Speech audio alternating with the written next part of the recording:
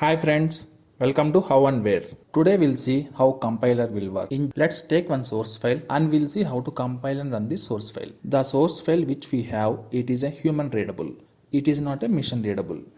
This language can able to understand only by human, not by machine. Machine having a different language. Let's take an example. Here is one guy, he can speak or understand only English language. And there is one more guy, he can speak and understand only French. That guy who speaks English, he wanna do business with the French guy. But they cannot communicate each other. They need one translator who can translate English to French, who knows English and French both the languages. So he is the translator, he can help them to communicate to each other. Now they can run the business well and they both are happy. And the same way, human need to talk to machine. He wanna send a plus b plus c problem to the machine to get the solution. How we can communicate with machine? Here he cannot talk directly to the machine. Machine cannot understand the source file.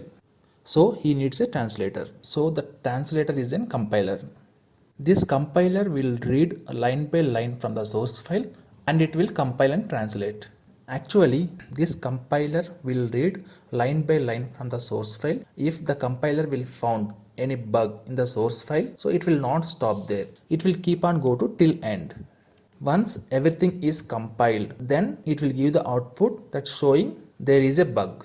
It will run the line by line compilation and then it will translate one file at a one go. Now it went to the second line and it is compiled that one too. Now compiler found there is a unknown variable that is z and it will keep a note of it and it will keep on continue till end. Once it is done, compiler send a note to the user that is source file has a bug, please modify and send it again. Once we modify and recompile it again, the compiler will start looking from the beginning, line 1 to till end, line by line. Once it found there is no errors, it will translate source file into a .class file that is having byte code. We can call it as an intermediate code as well. Here we can see the name of the compiler is Java-C. This is the compiler. This will compile and translate it. The converted file or compiled file which we are having bytecode, that is not a real machine language. The real machine code will be having zeros and ones. It has to be converted again. Why two times? Then what is the use of this bytecode or intermediate code? I will explain now. Actually, this intermediate code or source file is platform independent. Once generated, you can run in any of the platform. If it is created in Windows, you can run directly in Unix or Linux or Mac. Again, you don't need to go for the full native compiler. Okay, we have this compiled file which is generated by the Java-C. The compiled file we can call it as a .class file which will be generated in our local space when you run the Java-C command. This compiled file only can understand by JVM. Neither human nor machine cannot understand it. I will explain you about JVM in later session. Once we run the Java program, JVM will call the loader. This loader will call the compiled file and it will load into the JVM local space. Yes, now we have that compiled file, that bytecode into the JVM space.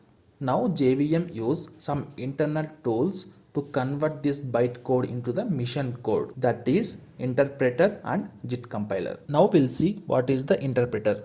Interpreter will read line by line from the bytecode and it will translate, so it will keep on go line by line. If it found any bug in between, immediately respond. But this interpreter is very slow on reading bytecode. The process of interpreter is very slow. Actually, we have a compiler. What compiler will do? Compiler will read line by line. It will compile and translate. If they found any bug in between, it won't stop. It will keep on go till end. It will cause some memory errors, out of memory error or some other error we will get. Why? Because whenever it will get a bug, it will just keep a note of it and will go till end. So it will not stop until all the code has been compiled. But interpreter case, interpreter will read line by line. If it found any error bug in between, it will immediately throw the error. But the process of interpreter is very slow. Now we will move on to the current topic. He is the interpreter. He will read line by line from the bytecode and it will give to the machine to run. It's read the first line as 010101 as a binary code. Then it will give to the machine to run. Next, it took the second line, it is converted. And it will give the computer for the execution. As I told, interpreter is slow in process. Why? Because it will read line by line and it has to go to the machine for the execution. So machine has to wait until interpreter translate it. So machine always go into the waiting state. This is the waiting process. Here interpreter is very slow. Here we cannot nullify the waiting time, but at least we can try to reduce by using just in time compiler. Here we can see that in the bytecode we have a redundant code. That means we have a repeated code. Just in compiler will optimize the compiled file. In this case we have a redundant code and JIT will mark this code as a redundant. When it will go to the interpreter will get to know that there is another line with the same code will come again. So it will store the redundant line in the machine somewhere. When it will come across the same line, it won't translate again. It will use the same which is already stored in the computer memory. It significantly improves the performance.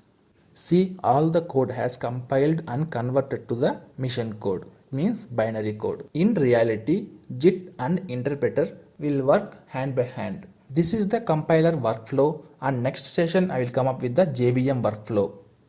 If you not understand well, go through the video again. If still not understand, you can comment me. I will try to explain. If you like this video is very helpful to you, please do subscribe, like and comment. Thank you.